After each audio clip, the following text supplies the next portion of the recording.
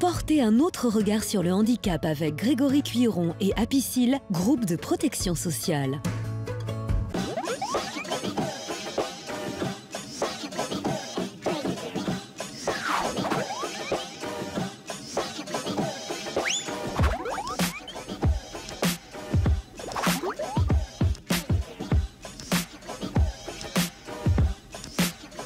Bonjour, bienvenue dans Greg les cuisine tous, l'émission qui valorise les réussites autour du handicap. Quelles sont les problématiques inhérentes à l'autisme? Comment les familles d'enfants autistes sont-elles accompagnées? Quel est le rôle du secteur médico-social dans cet accompagnement?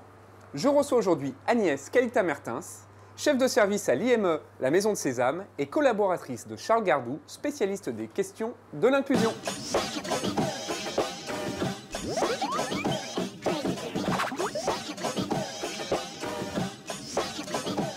Alors ma chère Agnès, tu as 49 ans, C'est ça. tu as 2 enfants, Oui, tu es bourguignonne, c'est ça.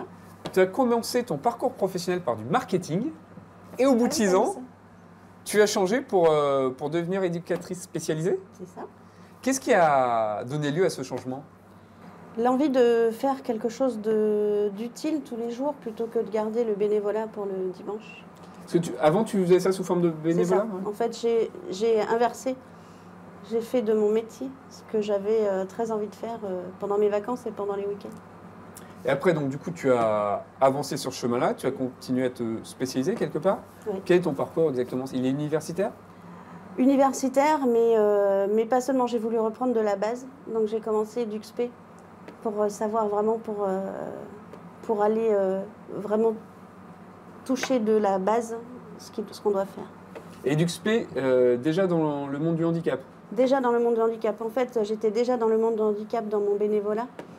J'accompagnais des enfants en situation de handicap dans des camps.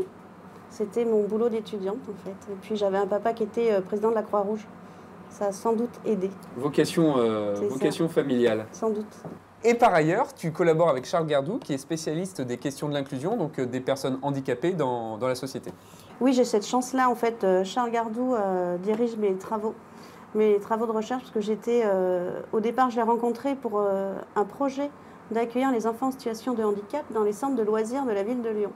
Et puis, puis il a dirigé tout ça, et grâce à lui, en fait, j'approche des concepts de la société inclusive et de processus de production du handicap dans la société.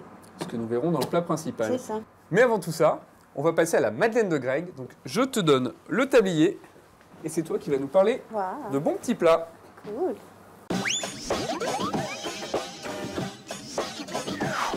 Et nous voilà pour ta Madeleine. Est-ce que tu peux me dire, Agnès, quel est ton vin préféré? J'aime beaucoup le vin rouge, de préférence Gros Hermitage, parce que j'aime beaucoup le vin rouge pour la subtilité et la force. Je préfère ce vin de la vallée du Rhône. Quel est le plat de ton enfance? Le plat de mon enfance, ce serait la blanquette, parce que c'est ma maman qui le faisait, parce que je trouve que c'est un plat qui est réconfortant. Et voilà. Et puis qui, somme toute, est pas très, ça rappelle beaucoup de souvenirs. Et ouais, c'est vraiment le côté réconfortant. Je pense que c'est vraiment celui-ci qui est le plus important. Quel plat aimes-tu bien cuisiner? Écoute, j'aime tous les plats salés. J'aime cuisiner tous les plats salés qui se mijotent longtemps, auxquels on accorde du temps, de l'importance, on met plein d'amour. Voilà, et qui soit quelque chose pour, si possible, pour tout le monde. Tu sais, la grande marmite qu'on pose au milieu. La convivialité, quoi. C'est ce qui te plaît bien. Tout à fait. Très bien. Bah, écoute, je te remercie. Et moi, je te propose maintenant de changer de table et on va passer au plat principal. Avec plaisir.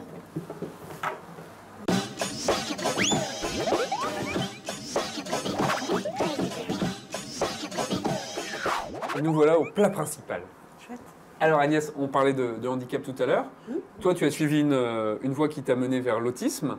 Est-ce que tu peux nous expliquer quelles sont les principales problématiques rencontrées par une personne autiste et son entourage?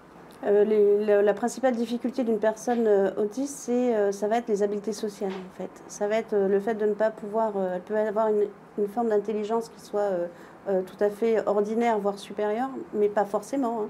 Justement, je trouve que l'autisme souffre aussi d'être caractérisé dans les médias sur une certaine forme.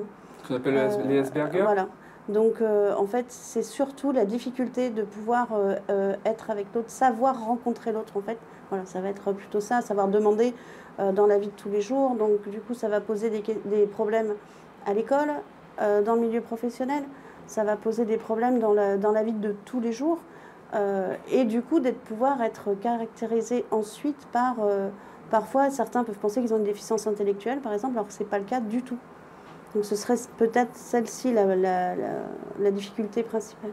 Il existe des structures médico-sociales, des moyens justement de permettre à ces personnes en situation de handicap de participer plus à la vie sociale et de pouvoir travailler ou aller à l'école normalement? Oui, et ça c'est pour moi une grosse difficulté. C'est-à-dire que le médico-social devrait être au service de la société inclusive dans le sens où il devrait être là pour aider la personne à garder un job ou à trouver un job, ou si c'est un enfant à rester à l'école. Et malheureusement, aujourd'hui, quand il y a un souci, il est envoyé dans une structure médico-sociale où il est en internat, il est cloîtré en quelque sorte.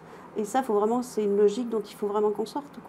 Le but, c'est vraiment d'ouvrir la personne autiste à l'extérieur et de faire en sorte que la société soit suffisamment inclusive, si je puis dire. Je dirais même l'inverse, c'est de travailler sur l'environnement de manière à ce que la personne n'ait plus d'obstacles à vivre en société. Et c'est assez facile en plus dans l'autisme. Donc c'est vraiment dommage que tous les moyens soient plutôt mis sur quelque chose qui soit... en fait, en ce moment, je suis assez effectivement engagée sur ce terrain-là, qui est de la personne... En fait, on a des enfants qui arrivent en institution et qui vont être accueillis en internat, par exemple, pendant 5 jours, à 40 km de chez eux. Et ça n'est pas normal. Alors qu'on devrait être là, nous, au contraire, mettre des moyens pour que l'enfant reste dans l'école de son quartier. Et les familles sont accompagnées? Comment ça se passe? Il y a un tissu associatif qui existe? Oui, alors il y a beaucoup d'associations, il y a pléthore d'associations même. L'idée serait d'arriver à les faire travailler ensemble, effectivement. Et oui, ils peuvent être accompagnés, mais on n'a pas assez C'est-à-dire qu'il faudrait changer de paradigme, en fait. C'est la seule solution, c'est vraiment c'est-à-dire mettre une autre paire de lunettes pour voir autrement les choses. Parce qu'effectivement, on n'aura sinon jamais assez de moyens, jamais de personnes. Donc, il faut modifier la société de manière à ce qu'on n'ait pas justement à avoir tous ces moyens-là. Parce que ça se passe comment pour un enfant autiste? Il a besoin d'un auxiliaire de vie scolaire? Il peut se débrouiller tout seul dans un... Ça dépend. Il y a des gens qui sont beaucoup plus débrouillards que d'autres. Il va y avoir une personne en fauteuil qui ne va pas pouvoir du tout se débrouiller et une autre personne qui va tout faire et qui va faire le tour du monde. Tu vois, je pense aussi que ça dépend du caractère de la personne. D'accord, donc c'est très varié. On ne peut vraiment pas généraliser. Et c'est pour ça que le changement de paradigme, il est de se concentrer sur l'individu et plus sur une catégorie d'individus. Tu vois, arrêter de mettre les gens... On ne peut pas mettre tout le monde dans le même panier. Voilà. Écoute, moi ce que je te propose, c'est qu'on voit justement une association qui s'occupe d'accompagnement de parents d'enfants autistes, qui s'appelle Autisme Ambition Avenir. Je crois que tu connais. Absolument. On a eu la chance de les rencontrer au Groupama Stadium où ils fêtaient leur anniversaire. C'est ça. Et ben on les retrouve tout de suite. Il y a 3 ans, on a sollicité Monsieur Jean-Michel Aulas suite à un tweet qu'il avait fait contre les supporters de Saint-Étienne, où il les a nommés d'autistes. Et donc là, on s'est dit, on a l'opportunité peut-être de rectifier le tir, on ne va pas le prendre mal. Et Monsieur Aulas a quand même été largement sensible et ne pensait pas que le fait d'avoir dit ça puisse avoir autant d'importance. Et du coup, il nous a dit, bon, ben, je ne connais pas l'autisme, je fonce avec vous. Et il a bien accepté de faire président d'honneur, de nous accueillir, ça fait 3 ans maintenant, au Groupama Stadium. Alors, le but de l'association Autisme Ambition Avenir, c'est d'accompagner les enfants sur tous les lieux de vie, en coordonnant toutes les prestations et toutes les prises en charge, orthophonistes, psychomotricité, psychologues, en leur proposant des objectifs bien précis et qui puissent généraliser sur tous les lieux de vie les apprentissages. Et on fait beaucoup de guidance au niveau de l'inclusion scolaire et de guidance parentale, parce que souvent, malgré les institutions, etc., il y a très peu de guidance parentale au niveau des familles quand ils rentrent chez eux, parce qu'ils ne finissent pas autistes à 17 h de l'après-midi.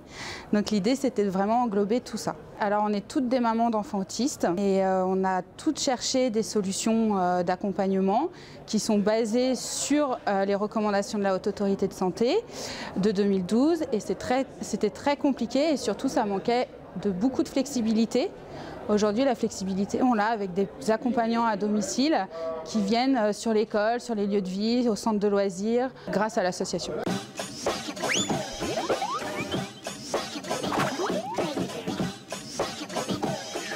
Vient le moment du dessert. Je sais que tu préfères le salé, mais quand même. Mais quand même, dessert équilibré. Je te propose du coup, histoire de mieux te connaître, un petit questionnaire de Proust en 3 questions.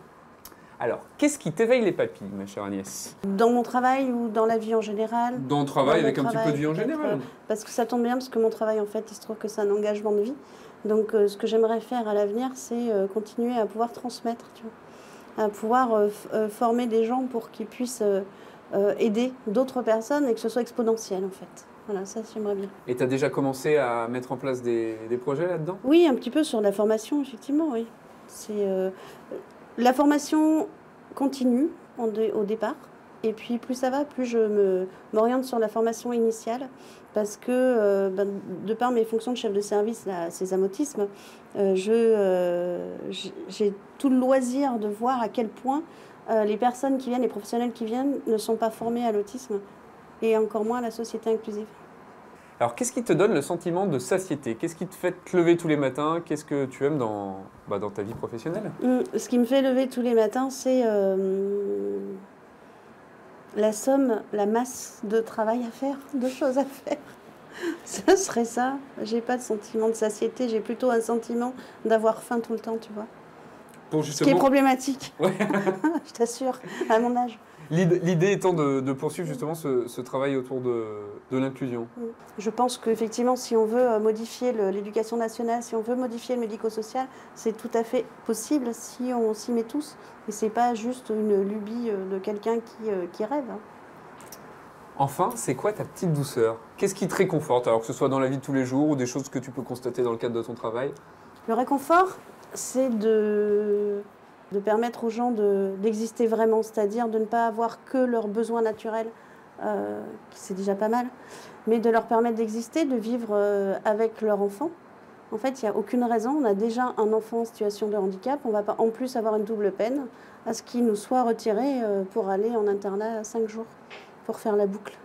D'accord, donc les actions qui permettent de créer du lien et qui servent au quotidien. Et puis de faire cette petite, vous savez, encore une fois, cette petite œuvre pour changer de société. Ouais.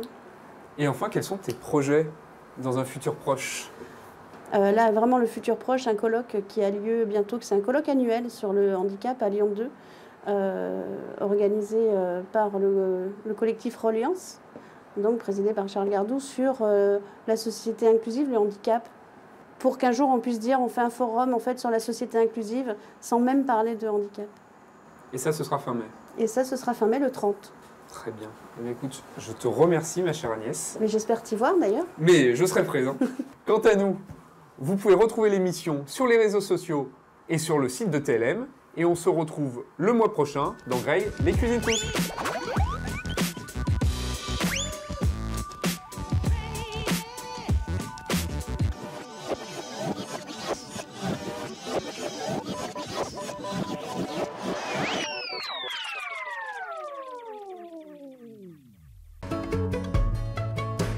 Portez un autre regard sur le handicap avec Grégory Cuiron et Apicil, groupe de protection sociale.